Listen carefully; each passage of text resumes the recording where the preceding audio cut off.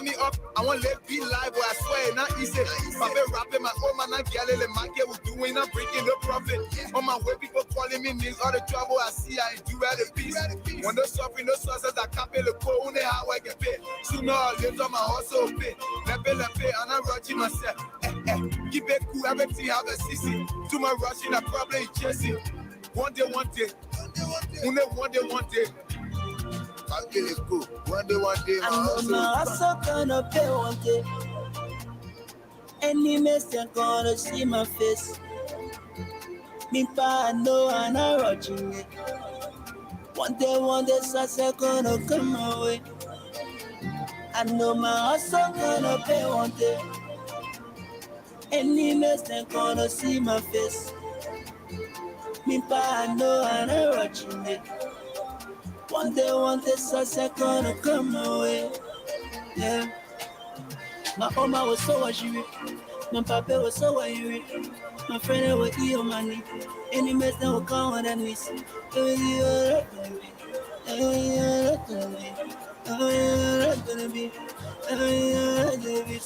I on my way. I on my way. I on my way. I on my way. I on my way. I on my way. I on my way. I on my way. I on my way. I on my way. I on my way. I on my way. I on my way. I on my way. I on my way.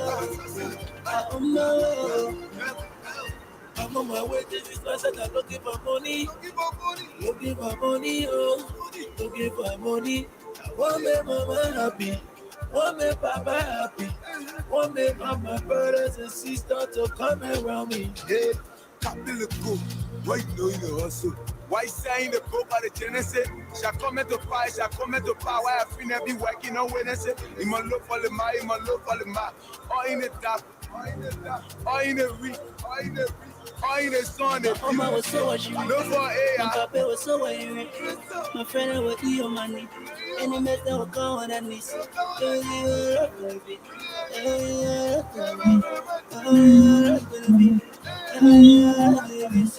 I on my way. I on my way.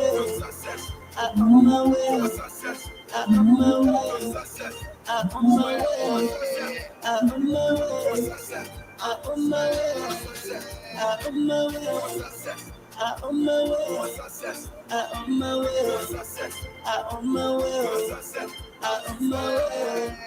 I on my way. I on my way. I on my way.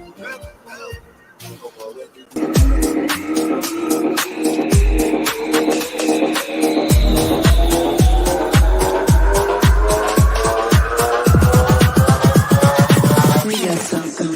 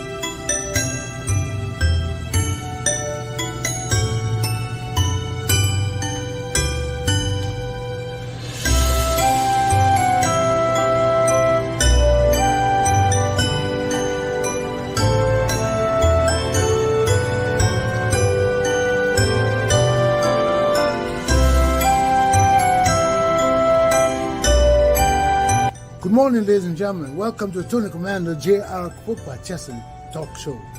Today I'm at Tufts Market on Charles Street and Ledge Street in Providence, Rhode Island.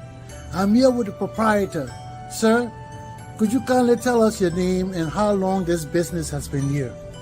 My name is Tunde been in business here for the past almost 35 years. Wow. And what kind of support have you received from the community, especially the African community?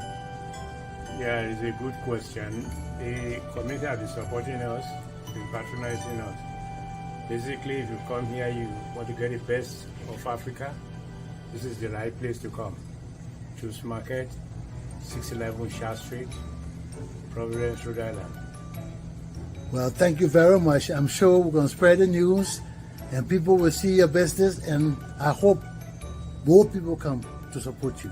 I really appreciate that, and thank you for coming. God bless you. Thank you very much.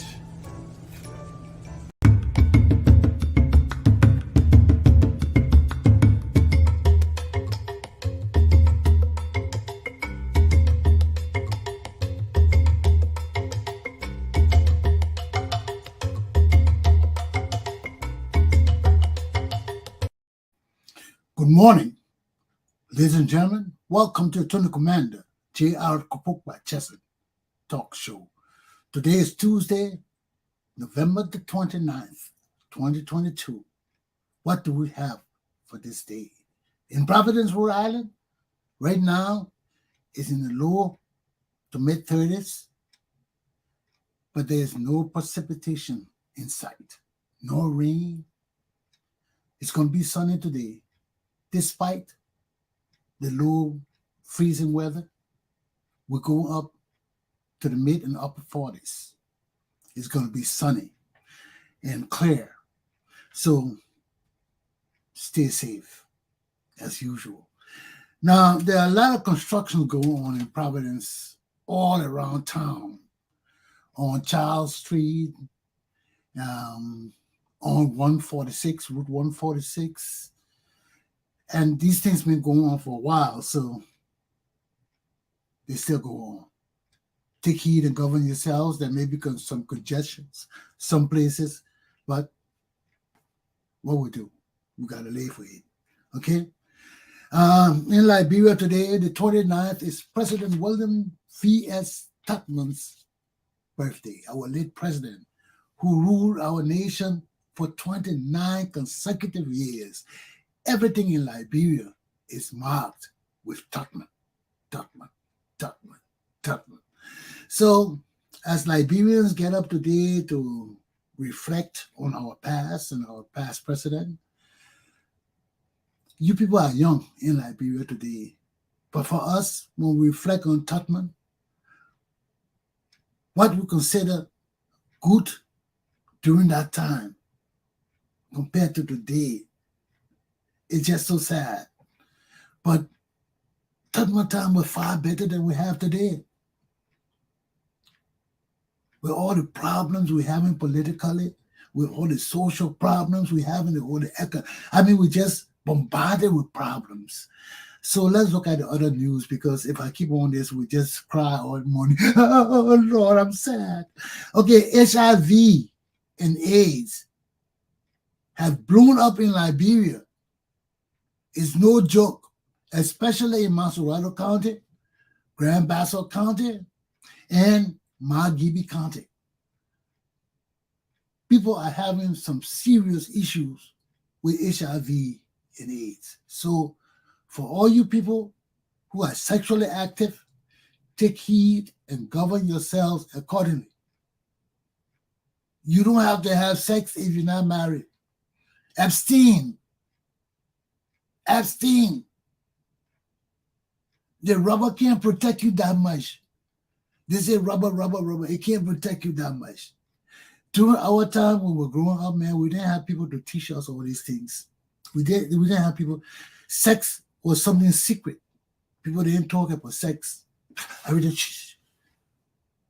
with all the diseases and the prevalent sex going on in our society today, we got to talk about it. Everywhere you go on the internet is sex. All the movies, sex, kissing, hugging. We didn't have people to talk to us. They were there, but they didn't. They felt it was a subject you kept hush. But nowadays we can talk to our children all over the world. Take heed and govern yourselves accordingly. Too many young children having sex, unprotected sex. There are too many diseases out there. Take care of your health. Health is important. If you don't have good health, nothing else matters. Nothing else matters. Nothing. So you people got the opportunity to hear things from people like us and other people in the community telling you, take heed and govern yourselves with this sex business. We know people poor in our country, and people see it, women see it, men see it as a way of making money. But it's no use when you have a debilitating disease that can't get cured, and you got to go all over the world to look for cures because no cure in Liberia. What's the use of all the money you're fighting for? It's no use for you. All of it will go on treatment. Other people will inherit it. You will die. So now we have the opportunity to be exposed with our children and talk to them freely. We got to do it. We got to do it. You can't be shy to sit down with your children to talk to them about sex. You cannot be shy or worried or think negatively about talking with your children about sex. You are the first door to preventing them from going outside and doing promiscuous things and getting sick from sexual diseases. You are the first person to save your children's lives. We're not living in the 1960s. We're not living in the 1950s. We're not living in the 1940s. Everybody having sex in Liberia. I went to Liberia. You see all the little children running around having sex. Nobody's child is safe in Liberia. You home thinking your child is all this and that, know your child having sex too, and you better believe it. And if you don't take care of your child and sit them down to talk with them now, you will be the very one crying because they got HIV and you have no money to take care of them. Take heed and govern yourselves accordingly. Secondly, our Chief Justice crying because this harmonization process that our government went through, they laid some people off. They reduced the staff some places. And some places you can't do that. Some places you need check and balances. You need people to implement things for our society to progress and advance. You can't be playing with the court. And that's what our Chief Justice Chesson is saying. This harmonization process that we went through, they reduced some people in the judiciary now. We don't have workers. Even the workers, they're not getting paid. Look at what happened in Riverside County. The people 8 months in the judiciary. No court functioning in Riverside County because people haven't gotten paid for 8 months. Now our lawyers are talking about 3 months. People ain't got paid for 8 months. You believe that? These are the things that are hard to believe, man, coming out of our country. And now our country is unstable right now. The whole government is messed up because the president gone for 2 months. Who taking care of the real affairs of government? Things that the president got to sign. Nobody else can sign it. They got to stay on his desk until he come back. Setting documentations and legal documents for the country. Nobody else can sign it. Once the president is alive, they got to wait for him. Certain things they need his approval. They need his advice. They need his intervention. Other people could do it, yes. Then he come back and say, oh, man, I didn't want it to go that way. What happens? You know our people. When the boss not here, people will not touch them and the boss come back because when the boss come back, they didn't like something, somebody is going to get in trouble. So who's with all of this? So, these are just the news from our country, but they're so sad sometimes. Man. Let me put up my topics for this morning. The time of the Liberian people is here. The time of the Liberian people is here. How do I know that? I'm a 65 years, 66 years, 67-year-old Liberian. I've been around for a long time. I've been through many regimes. And I know when the time of the people is here.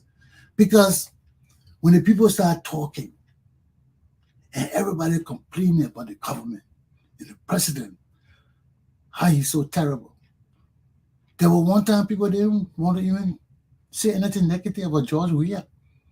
Now everybody talking about the president, how the country is so bad. The president gone for 2 months out of the country. All the problems we're still in our rice. The rice issues are not solved. Can you imagine that? Then we got gas issue coming. We got other issues coming. Look at the market people. All the issues not solved. Look at the census. What's going on with the census? Is it still going on? All these things bombarding our country. And the president gone. And some people can't function without the authority of the president's presence. Everybody waiting for the president to hear what the president will say. Because no matter who's in charge, the president is the final authority still. They still got to call him where he is. I bet you they're calling him in Dubai, telling him, this happening where he wants to do it. And what are you doing sitting in Dubai? What is our president doing sitting in Dubai?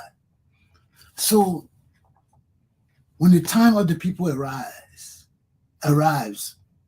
you know one, there's a lack of leadership. The leadership is totally broken down. That happened during Tubman time, Toba time. When the time of the people came and the uprising started, the leadership had broken down. Tobo was coming on the air, begging the people to stop the riot. He had lost control of the police. He had lost control of the military, but he didn't want to use them anyway. Tobo was indecisive. He didn't know whether he wanted to use force or he wanted to change from Tubman. Because at Tubman finished crushing, I think, with security forces. Finished crushing them, putting the people in jail, sending them to Bella Yala, and plus flogging them. And they'd be flogging them. Tubman wasn't going to tolerate that.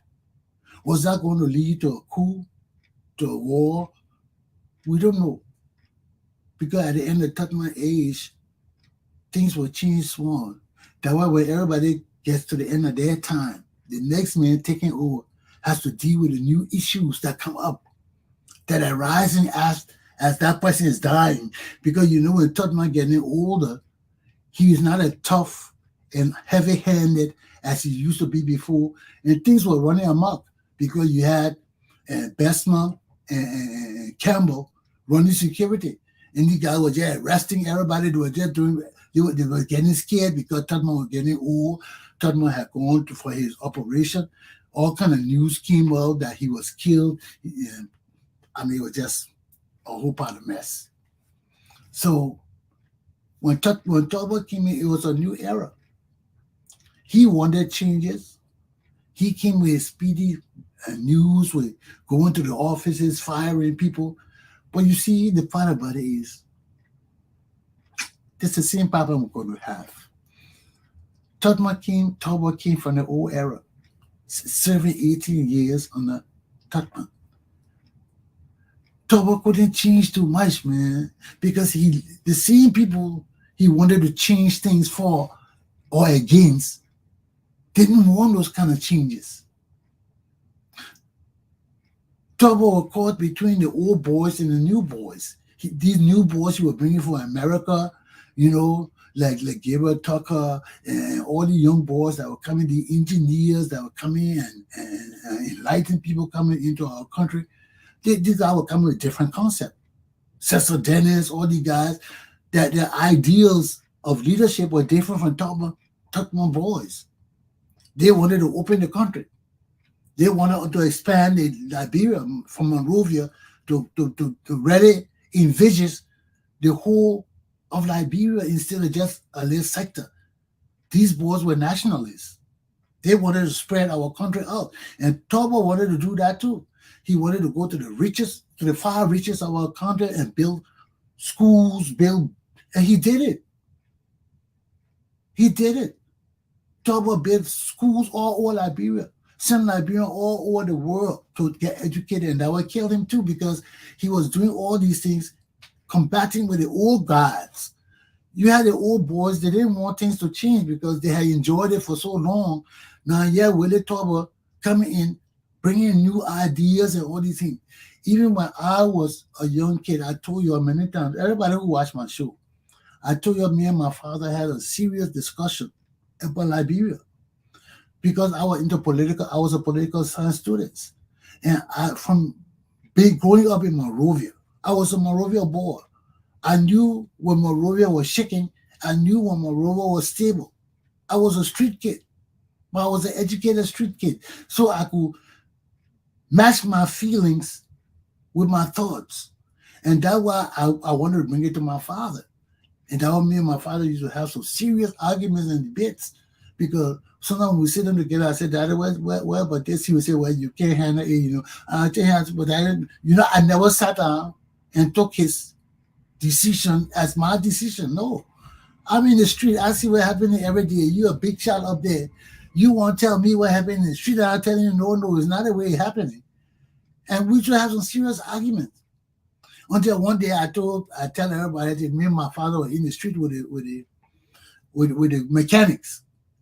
The car broke down, we went to the mechanic, my pa sitting in the car. So I'm leaning against the car, start talking with the mechanic. Then my pa called the mechanic. He said, yeah, Mama D. Yeah, Mama D. Yeah, Pa. Mama D ran to Pa. To my pa. My pa said, what's wrong with the car? He said, Pa, they shaka soa. I said, what? They shaka soa. They shaka soa. Yeah, Pa, they shaka soa. So he left. Then when he left, I see my pa sitting there. My pa is totally confused. My pa don't know, because he keep asking the man, what? The man said, Pa, the shaka soa. The shaka soa? Yeah, he said, yeah, the shaka soa. So I'm sitting there, I know exactly what you're talking about. So I'm sitting there listening to him and my pa. Then my pa said, okay, because my pa couldn't get nothing other than him. He just stuck with that shaka soa and wouldn't tell my pa nothing else. So my pa couldn't get anything other than him. So my pa said, okay. So I could see my pa sitting down there just perplexed, wondering what's wrong with the car. Why this mechanic couldn't tell me what's wrong with the car. So just now when I turned to look at my pa looked at me and I could see the thing, I could see the look of frustration and fear. I said, Daddy said, the shock absorber is spoiled. He said, what? I said, yes, shock absorber. That the thing that absorbs the shock when the car bounces. He said, what? He said, that what I meant. He said, what you call it? I said, Sakasoa. Right there, I knew these people couldn't relate to the people in the street. We had two systems of leadership. We had one leadership that was above the people. Above the people. Because the masses of our people are illiterate people. And if our leaders who dispensing justice and laws on these people cannot understand their own people, then there's a problem in the country. There's a serious problem. I knew it right there. Because if my pa couldn't understand his mechanic, then where the problem lies? Is it with the mechanic, or is it with my father then with the system? So all of us, our people who are in government have problems. My pa didn't have problems too. All of them have problems. And that's because we had two societies. We had a national society that dealt with our government and public issues and foreign people. Then we have I won't say traditional, because not all traditional people were in that category. I was in that category too. I grew up in that category where we didn't have the means to all these things that other people had. And believe it or not, when the coup started, during the coup, people used to come to me and say, Chesson, you with them? Are you with them, Rodney? Are you? Because the people knew I was always with the people. I would never would talk about them. Yeah, they're my people too. They're my pa people. But I grew up with my mother people. I grew up with the poor people in the market, in the shack. I grew up in the street playing basketball. That's why I tell you, I said many people in my group don't believe that I can talk and do all these things like this today. They don't think I deserve that. Because they thought I was like them, just in the street, just running around, doing nothing. But they didn't know all what we're doing in the street. When I came home, my mom used to beat my ass to learn my book. I never used to sleep until I could read and spell. So that was the difference. And that's why I'm telling all my people today, well, it depends on where you come from. It doesn't matter where you are born. It matters where you come from, how you raised. Your people can be as poor as dirt, but if they treasure education, if they treasure good living and decency and are Christians and believe in a God, you can be as poor as dirt. You can get the best education, the best training, the best direction to be anybody in our nation. And I'm living proof of that. I'm a living proof of that. I was raised in the middle of the market. I talked to Christy Fuma. Anybody know Christy Fuma? He's a Liberian boy come here telling me, oh, you were raised in the market there. And all the, I said, so that determines who I am. And that's supposed to be my cousin too. He telling me I was born poor, I was raised poor in the market. So who am I to talk certain things?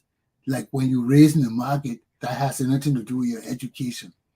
That's why I look at him like a damn fool. I said, what living and being raised in the market with the poor people got to do with me being knowledgeable? Huh? That's why I talk what I want to say. I not be holding to my pa, I not be holding to my mom. I'm be holding to the place that I was raised. That's the place I come from. Those are the people that know me. Those are the people that rely on me. Because I wasn't just a person on the street. I was a leader of my people. Wherever I put my hand in, I was a leader. I wasn't always at the top. That wasn't my forte. I was a basketballer, I was an athlete. So, but I participated in leadership. And every leadership I put my hand in, we changed things. We went to Cotton University College. The club I went in, Fremont Club, was the worst club on campus. Our club was known as the Off-Country Club. Mason was the top club. It was owned by the dean of Cotton University College. So all the girls and all the star athletes went to Mason. Then when we got there, NIDA came up. NIDA was owned by a Lebanese professor, one of the administrators who were Lebanese. So they formed the club and named it NIDA. And he supported it. So NIDA has grown. Fremont was founded by the Coke. Bobby. And Bobby was there like, come on, guy.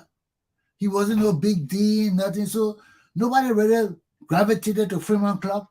Fremont Club was just a football club. We had all the boys from up country play football. So when we came from, they didn't have a basketball team.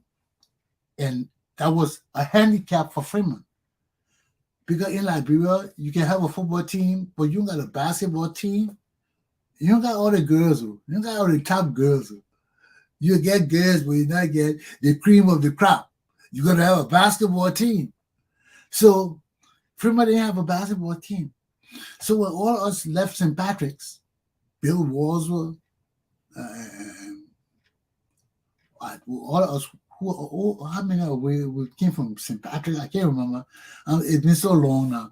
But I remember Bill, myself, Zawuro, Emmanuel Zawuro. All of us came from St. Patrick's. And all of us were accepted into Cotton at the same time. So we got on campus, we all just got together and said, look, the whole Fremont, because we're almost the whole St. Patrick basketball starting five. Zawuro, myself, and who else were on our team? I can't remember. We were about 3 or 4 from St. Patrick's, all starting five on the basketball team. So when we got there, we said, well, all of us going to Fremont because Bill came from Carrisburg, I came from Carrisburg, we're from the Fremont family. So we said, well, Fremont, we got to perpetuate the Fremont name. So all of us just went to the Fremont Club. And for Fremont Club, we started traveling all over Liberia. We went to Nimba, we went to Lofa, we went to other places, Bassau, we went to play basketball. Our whole class, we used to go somewhere, we used to go at Fremont Club, so we used to go at the freshman class. But we mostly went at this freshman class, but all our Fremont members. So wherever we went, we perpetuated the Fremont spirit, and that had Fremont Club spread up country. So when we started the league now, we were a force to reckon with. Neither were dying now because Child Wars were all the boys that were there, Folkra Mason, all the guys that were praying for the Lone Star too, they were leaving. And Gaba, Kwasi Gaba, all the guys were leaving. So we were the only club or continent to beat Mason. Fremont, that what blew us up, man. If neither couldn't beat Mason, Fremont, the worst club, we beat them at? We beat them in Banga at the Banga Medicine Gym. Ah, man. I remember Kwasi Gaba wanted to beat the hell out of me. Excuse me. Kwasi Gaba swear he had to beat me because I made the last shot of the game. So that was just fantastic. You gotta excuse me for 1 minute. Let me turn the camera away from me. Let me get some heat.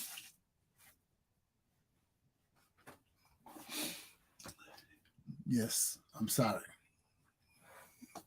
But so when we played that game in Banga, that was the last game before all these guys left, before Charles Wadsworth, Kwasi Gaba, and Folkra Mason. Look, I had over the whole national team, man. And we played those guys in Banga, man.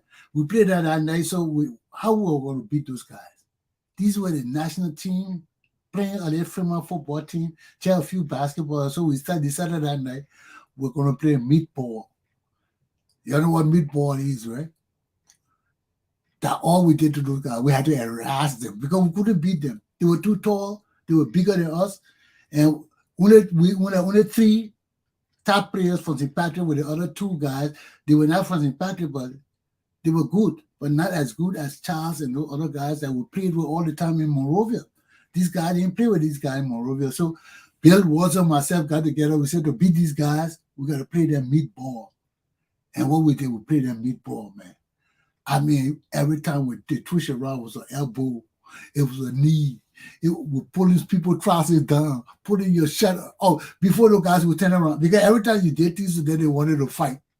And Kwasi Gaba and Charlie Wadsworth, every time you touch them, they want to fight. So one person will run to the side and pull their pants down. The other person will hit him in the gut and will all disappear. Then they pissed off looking for us. We got a ball going down the court. Boom, boom, boom. And that's how we beat those guys that night. Because we had to take them off the game.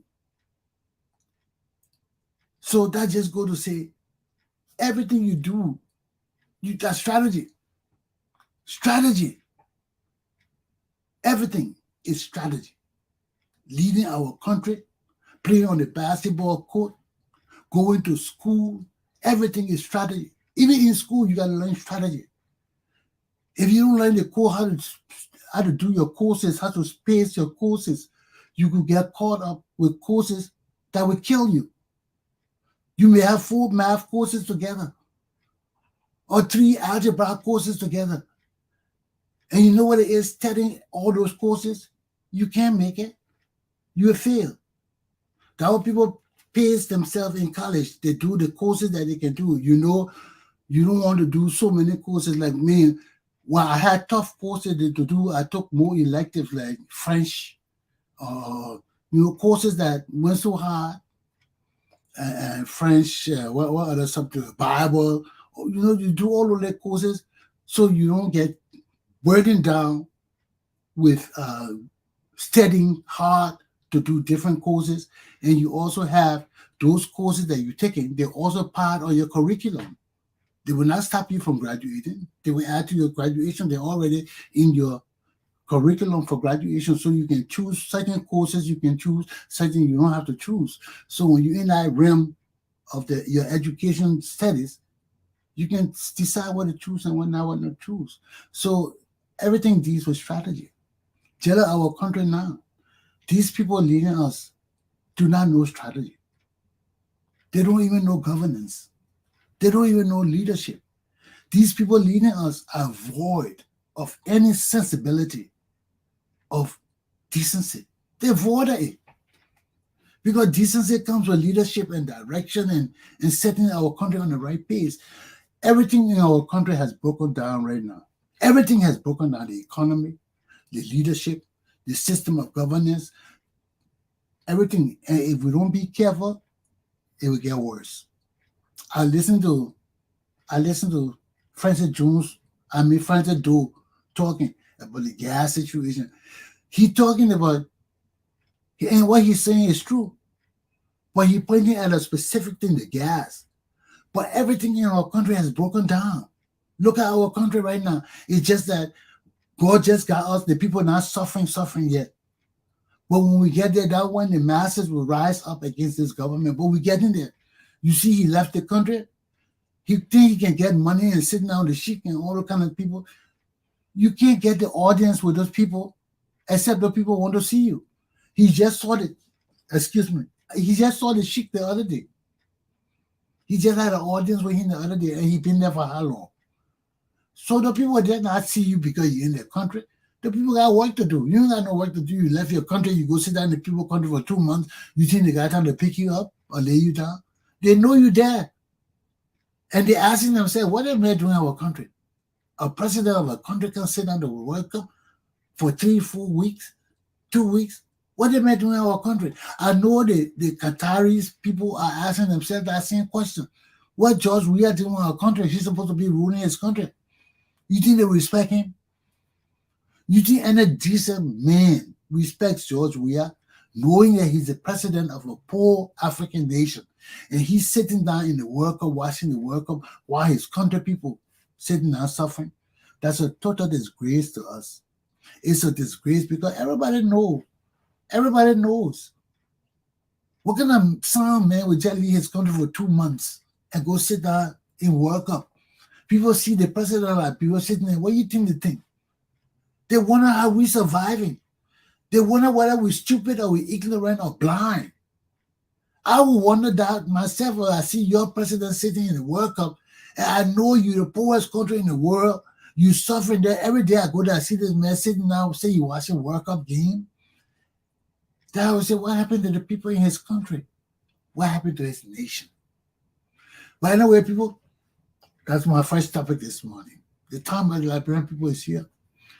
And as long as George Weah keeps on this trend, our country everything has already failed. I told you the people said that the governmental functions are dead because George Weah not in the country, because people want to respond with the president. They won't go to the minister or deputy minister in charge. They won't speak with the president to make sure whatever they get is solid. It's not maybe, well, let's wait and see when the president comes, when you say, oh, no, it's solid. And the president going for 2 months. So that means everything that has to do with the progress and advancement of a country where the president is concerned is stagnant. It's just there. So this is the kind of problem we're facing with this kind of leadership. How can we advance any further with these kind of people and obstacles before us? It can't work. It can't work. So we have to reevaluate ourselves. We have to reevaluate ourselves. Yes, Sandro, the people making fun of us. What you say? A whole man, a big rusty ass man, take off from his country for 2 months and go sit down go watch football game. Think you say you're leaving a nation? How can we do that? How can we do that? But you know, I got a lot of lessons to do. Let me just rest my case on this. We can deal with this some other time. But our country is facing some real serious issues because just from the mere fact that our president can't come home is an indication that our system in the country has broken down, and the president don't know how to deal with it. So just let it. He's trying to just let it heal by itself, or get to come back to itself. How the country will heal by itself? Nothing will happen until you come and make decisions and get things going. You know, so that's why we are. Let me get my second topic. I gotta teach some people about this country here, about the economic system and all of that. So I did some research, just some minor research. So let me take a break. I'll come back and we'll deal with it.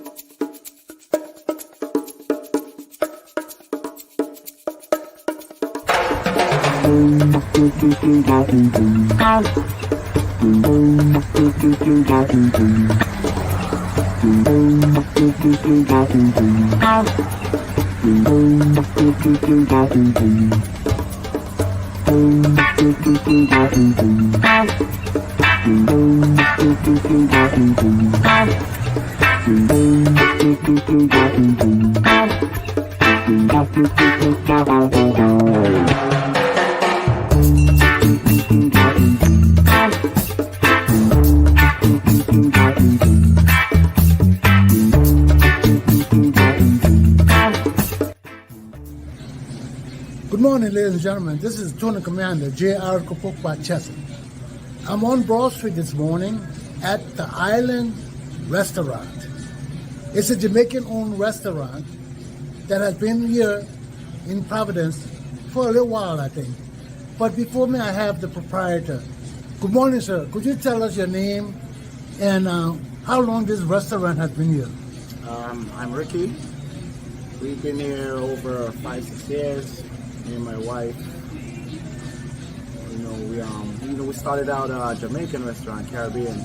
We're in front of 3 high schools, and we did burgers and fries, and that's now one of the most popular items here, like burgers and fries. So all the kids from the high school, they come here after school for lunch and then after school. So this place is packed during the day with kids. So you get a lot of support for the community. Yeah. Well, I want to wish you the best, and we'll spread your news about this restaurant further, so probably your clientele will increase. Thank you for that. Nice meeting you, Ricky. Thank you. And have a good day. You too.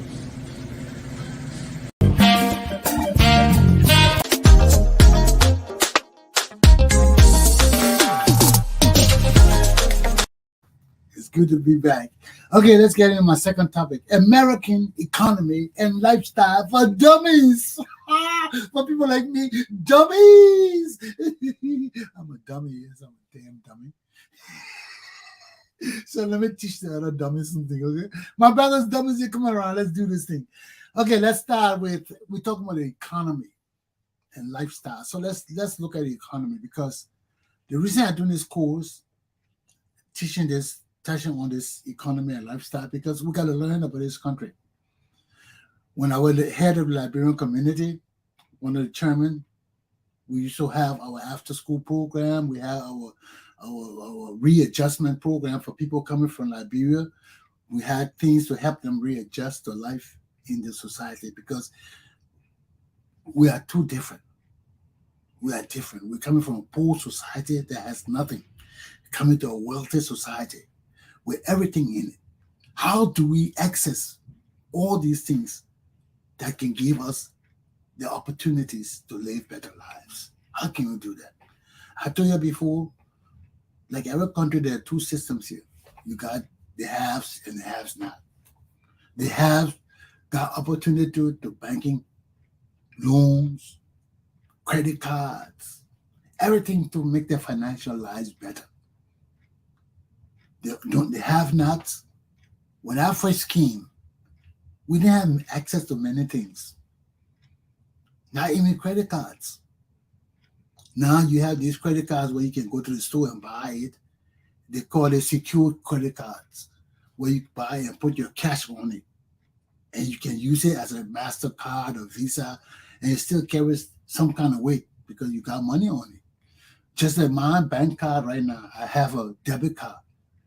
It's a secured credit card. I can only use what's in my bank account on that thing, on my card, because I don't want credit card. I think I got one credit card. My credit card's about $500 because I cleared myself a credit a long time ago. I don't want no credit now. If I can't pay for it, I don't need it. Or if I will pay for it, I want something that I can pay in 1 month, 2 months and get rid of it. The most a year and get rid of it. But I don't want something to build I got to pay continuously forever, like a mortgage. So let me tell you first something. So we have those, I told you, when you, no matter who you are, when you get in college, when you get a certain level in college, credit cards will just start coming to you. Why? Because now you come out of college, you have potential to make money, to do business, to advance your life, to do many things. And the credit card companies know it because they're monitoring everybody in the country. So they're monitoring all the students. They got all the students listing. I told you I couldn't receive credit cards in this country when I first came because I was doing manual jobs and things like that. But as soon as I went to college, when I hit law school, I mean, the cards just started coming. Credit card. I mean, it's nice to have it, but don't use it if you ain't got money. If you ain't got money, don't use it. What are you using it for? You got to go get a job before you can use all the things. Because why? All those things are contractual agreements.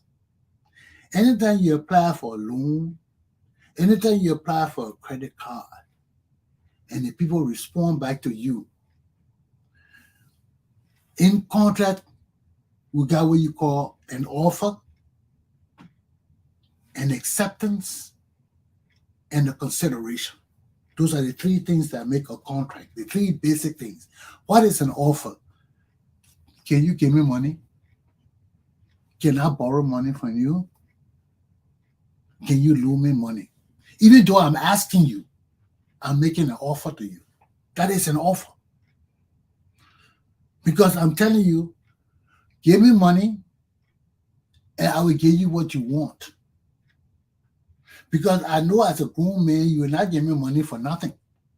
I either got to work for it or do something for it. So how will you respond to me with a counter offer? You see, when you make an offer, you wait for the other person to accept the offer. That we say an offer, acceptance, called consideration. That concludes the contract. But before the contract can be concluded, you can make an offer. And I can make a counter offer. You say, man, Chesson, give me $10, man. You say, no, I'll give you $5. But when you pay me, that's a counter offer. Okay? I asked for $10. You said I will give you money, but I can't give you $10. That's what you see in reality. You don't have to say it in words, but that's what the translation means. You say, yes, I can give you money, but I can't give you $10. I will give you $5. Let's negotiate. So you have accepted it. What is consideration? So you know now, to form a contract, you have to have an offer, an acceptance, or an offer, and a counter offer. When you make a counter offer, I can make a counter offer too. So we can make offers, offer. You can say, oh, Chesson, I can't give you $5, I can give you $4. I said, no, I want $4, I want $5, I want, say, Chesson, I can give you $5, I can give you $10, I can give you $5. Say, no, $5 too small, make it $6. That's a counter offer again. I have made a counter offer again. So I made the first offer, he made a counter offer, said, no, I'll give you $5. Then I said, no, I can't have $5 now, make it $6. Then I'm making a counter offer. Then it's for him to accept that offer. Now I say no, until we can call what they call a meeting of the minds. That's what people call contract, or meeting of the minds. Because as long as we're making offers and counter offers, we have not met. There's no meeting of the minds. There's no agreement. When there's no agreement, there's no meeting of the minds. When we agree, and finally they say, okay, Chesson, okay, Babu, I will take $3. I will take the $4. You can't do nothing, I will take the $4. Okay, when you say I will take the $4 now, the contract is forming.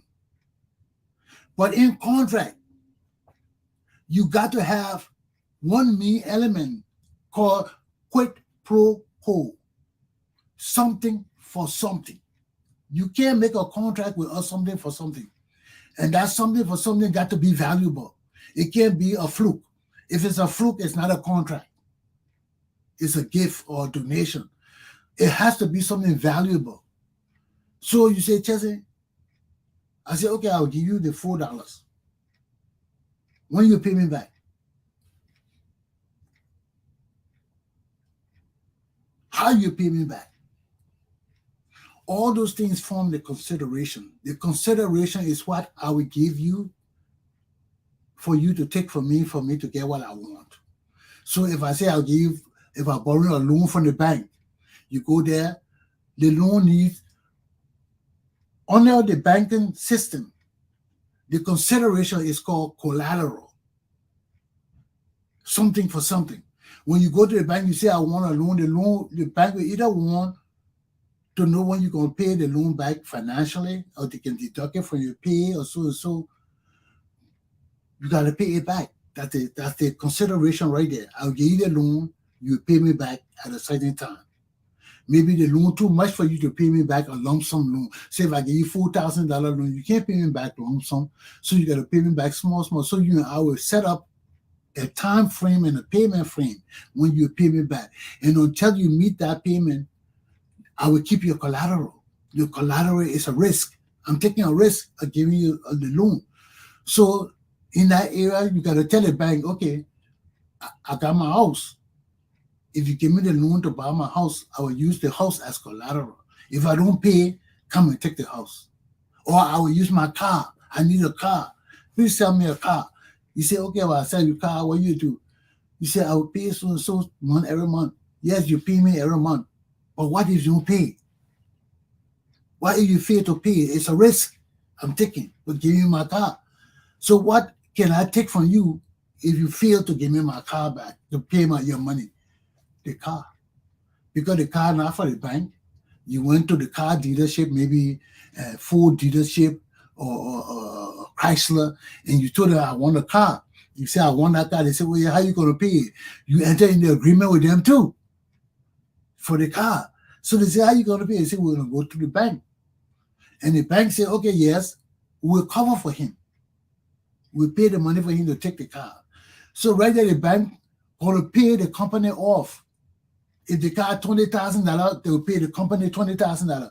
So now you and the bank in the contract, in the agreement, instead of you in the garage, the bank can't go to, you can't go to the garage no more. The bank can't go to the garage no more. That you and the bank now, because the bank has bought your car for you, and that car now is collateral for the bank too. So if you can't pay, the bank will come and take that car from you. Say you drove the car for 2 years.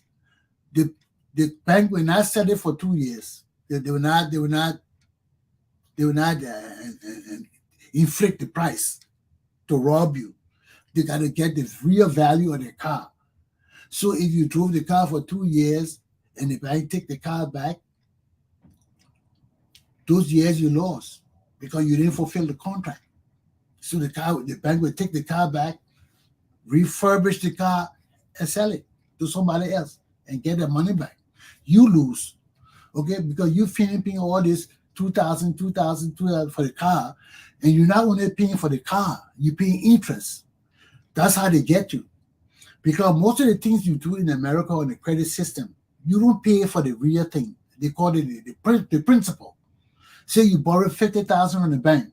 The $50,000 is the principal amount you borrow. That's the money you should pay the bank back.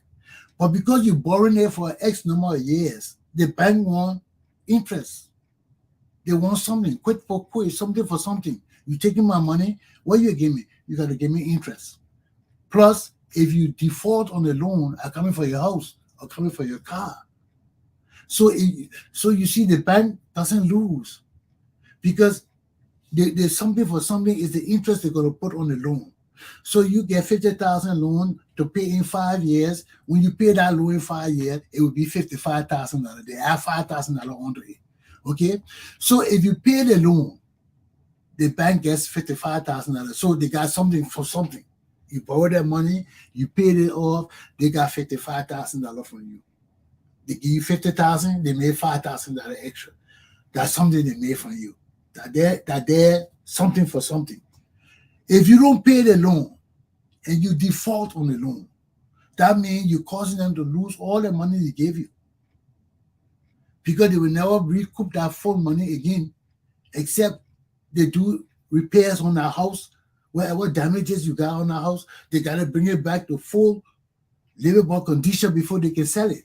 So if you owe them money and you defaulted on the loan, they come in and take your house and you have nothing else to give, nothing else. Your money you paid gone. The house you own, they're gone. So the bank will take it, they will refurbish it and put it back on the market for the same price or more. So you actually lose. You lost all the money you paid, because when you buy a house, you have equity in the house. Our money is, you got to understand, money in America, man, it's a wide range of things. When you buy a house, after 1 or 2 months, you got equity in the house. That means you got interest in the house. Because whenever you pay the mortgage, if say the mortgage is $65,000 for the house, you bought the house for $65,000 for the bank. Every year you pay $1,000 on the $65,000, you bring it down to $64,000, you got $1,000 in the house. If the bank sell that house, they got to give you that extra $1,000 because you paid $1,000 on it. So if the loan for $65,000 and you pay up to $60,000 on the loan, and the bank confiscate your house because you can't pay the rest, they have to give you an equity balance on the house. So if they sell the house, the bank will look at their interest minus your interest in the house too. Because as long as you pay mortgage, you have interest in the house. Your interest grows. The only time you lose interest in your house, except you refinance. Say you say you got plenty of bills. You pay your mortgage bill, then you got car note, you got 6 credit cards, you got children's school fee, you got this other bill, you got the bill plenty on you. You can't pay it. Your little small fee, say you're making $200 a month, and all your bill come to $400. You know you can't pay it. So you stress out. The bank will help you. That's what the bank there for. So you go to the bank and you apply for how you call it, refinancing, because you got a house. But right now, the money you're making not enough to pay for your house and all the expenses you got. So you add the bank to refinance. So what the bank will do, they will look at all your credit record. Everything in this country is credit record. That's why I told you credit is very essential. I'll go into that too, but I just want to go step by step. So the bank will look at all your records and things before, all your credit record, and see your payment versus your income. That's how they weigh it. All the bills you got, how much payment you're making on all the bills versus your income. And if the bank see they can help you, the bank will refinance. What the bank will do is, what refinance means is, the bank will take all your little Babadi loans and put them together in one lump sum and give, if all the loans come up to $75,000, the bank will pay it off. They'll pay all your loan off. And you have one payment. So if your car, your house, everything come up to $75,000, the bank will pay all of that off. And you may owe the bank, like you may pay the bank, like if you were paying, you were getting $200 in your income of your payment was $400 for your bills. Maybe the bank put it all together, your payment will come down to $150 instead of $200, because they put all the things together and pay it all for you. And when they pay it off, the bank will give you one payment to pay them for your refinancing. They will look at your interest, everything they will look at. How much interest you get from the things you owe. Because every company got different things. You go to JCPenney, you get a credit card, you buy things with your card. they may charge you 19% interest. You go to another store, you buy things, they may charge you 25% interest. All of that is based on your income. If your income is low, your interest rate will be high because the people want their money back. They won't play with you. They know you got that kind of money to be spending, so everything, your interest rate is high. Where if your credit rating was good, you were making good money, your interest rate will be low. And when your interest rate is low, it's good for you because you don't have to pay that every month. And you can pay things all faster. You know, maybe some things, like I told you, my credit card, I had a credit card for $4,000. I charged $4,000 on PJ's credit card. My payment every month was like $80, $90 for $4,000. So that's my credit interest plus my ability to pay. All those things take into consideration. Give me my payment ratio. So if my credit was bad and all of that, to get $4,000, I'll be paying almost like $200 a month because of the interest rate. They will carry the interest rate high, so I can pay them. And where do you get the money from? It's from the interest. You will not get the money from the product itself. You will get it from the interest. I'm over 8 o'clock. So let's stop here for this morning. We'll continue this thing until I can get enough out of you. So I taught you about collateral. I taught you about the offer, acceptance, and consideration that make a contract. Those are the three things that make a contract. Somebody got to make an offer. Somebody got to accept the offer. Then the two come together and look at what will you give me for what I'm going to give you. They call it quid pro quid, something for something. They got to be something for something, and it got to be valuable. You can't give me a house for a cheap spoon or something like that as collateral. No, you got to give me something for something with value. Then that brings it in the realm of a contract. Other than that, it cannot form a contract. And just remember, in a contract, you have as many counter offers before you reach the contract itself to talk about consideration. Consideration is the final thing you talk about, what you give me for what I will give you. But the first thing is the offer got to be accepted. The offer got to be made. And I don't have to make the offer. Whenever you receive a credit card in the mail, that's an offer. Whenever the company write you and send you a credit card and say, here's a credit card, please apply for this credit card. That's an offer they're making you. They ain't got to say offer. But once they're making monetary thing to you to take their thing and get them something else, that's an offer. So always know it. Whenever you receive things in the mail that tell you, oh, you can go and sign this thing, you can apply for it, you can do that, that's an offer. They're making an offer to you to form a contract. Okay? So that the first step we go into. We start tomorrow. The Tony Commander, J.R. Glapohkpa Chesson class is done. I got to get out of here. Okay? So have a good day. It's after my hour now. You're almost 10 minutes after my hour. Let me boogie and boogie.